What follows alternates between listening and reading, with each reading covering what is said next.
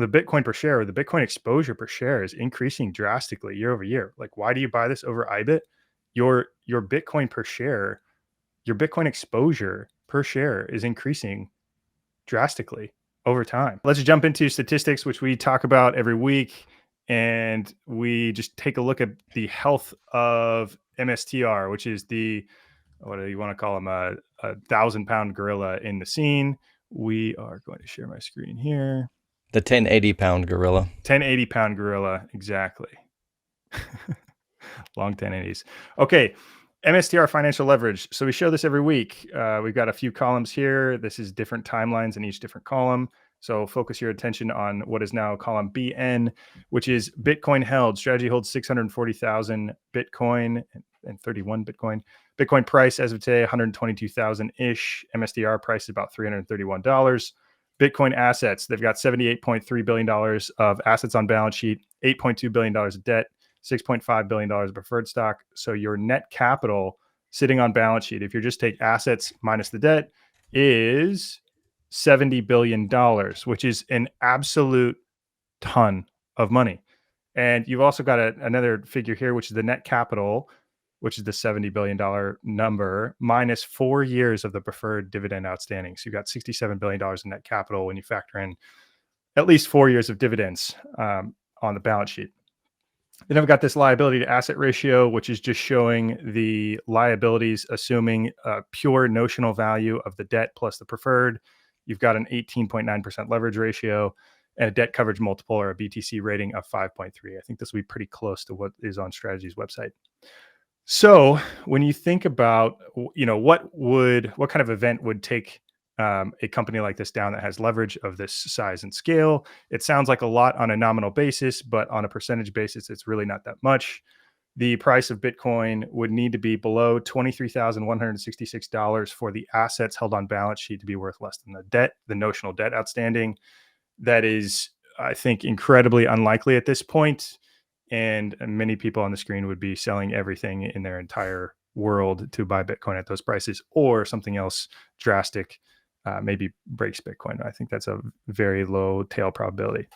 So the price of Bitcoin would need to go down about 81% and stay there for an extended period of time for this to even start to become an issue.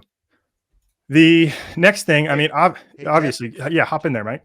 Yeah, I just want to chime in real fast. So I've talked about this before, but you said it's 18.9% is the current debt leverage. Yeah, right there. Yep. Yeah, that's the leverage. Yep. That means they have the reverse. That means they have approximately 81% left in assets. And what I said before about a month ago is that when anybody goes to buy a house, if you put down 20%, it doesn't matter whether the house is $100,000 or $1 million. You put down $200,000 and you're 5-to-1 leveraged. It's the exact opposite of what people are comfortable doing. This is a volatile asset. We all know that, but this is very low leverage. So when you hear in mainstream media, hey, Saylor's leveraged up to the gills, or he's got huge amounts of leverage, it's not.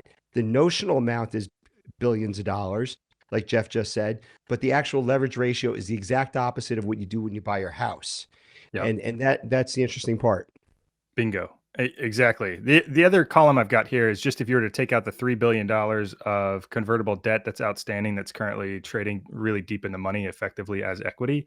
So that actually drops the leverage ratio even more. So on an as if pro forma leverage basis, the liability ratio is around 15%, so even less. So the price of Bitcoin would need to go down even further.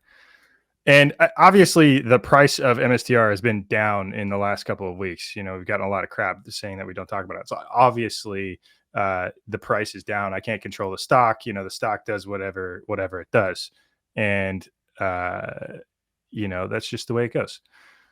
So, but like the reason we do this every week is to talk about the fundamentals. Like just because the stock goes down doesn't mean that they're not making money.